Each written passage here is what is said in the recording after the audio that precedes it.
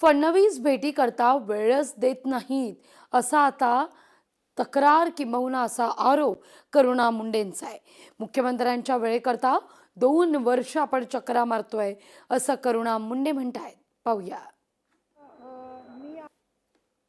CM साहेबांना मी निवेदन देण्यात आली होती, पण मी आली आणि सीएम साहेब दुसरे द्वारकडून निघाले।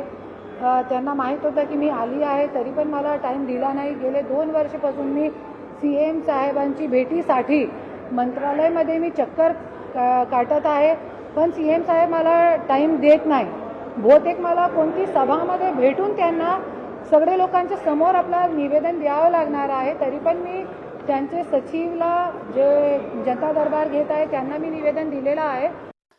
या घडीची महत्त्वाची बातमी आहे। खरं तर आसाममध्ये सुद्धा मुख्यमंत्री देवेंद्र फडणवीसांची क्रेज दिसतीये।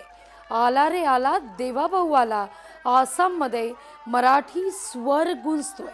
प्रचाराकरता मुख्यमंत्री देवेंद्र फडणवीस यांनी या ठिकाणी हजेरी लावली आहे।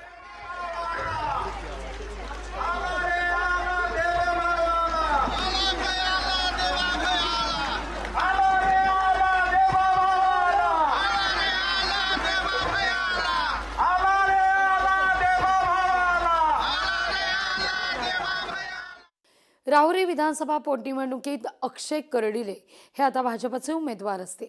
भाजपने अक्षय कर्डिलेंना उमेदवारी दिलेली आहे। शिवाजीराव कर्डिलेंच्या निधनाने ही जागा रिक्त आहे। राहुरी सोबत बारामतीतही पोटनिवडणूक होतीये। दोन्ही पोटनिवडणुकीकरता 23 एप्रिलला मतदान होईल, तर 4 मेला मतमोजणी।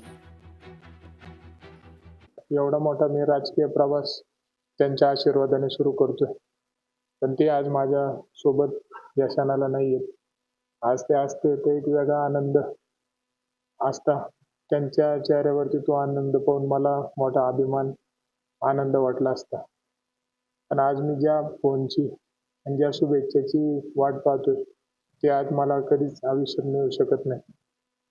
पण त्यांचा आशीर्वाद माझ्यावरती आहे। त्यांच्या आशीर्वादामुळे या सगळ्या गोष्टी होत आहेत, घडत आहेत, आणि त्यांच्यामुळेच मला ही मोठी संधी आज सर्वांनी मिळून दिलेली आहे। साहेबांनी खूप आनंद झाला असता।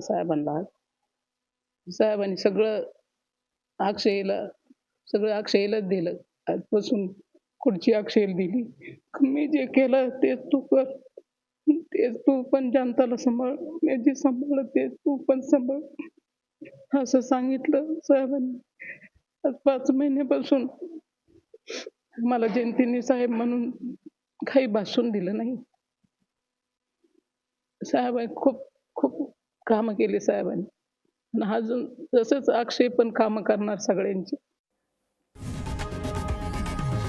लोकशाही मराठी ऐका, पहा, जागरूक रहा।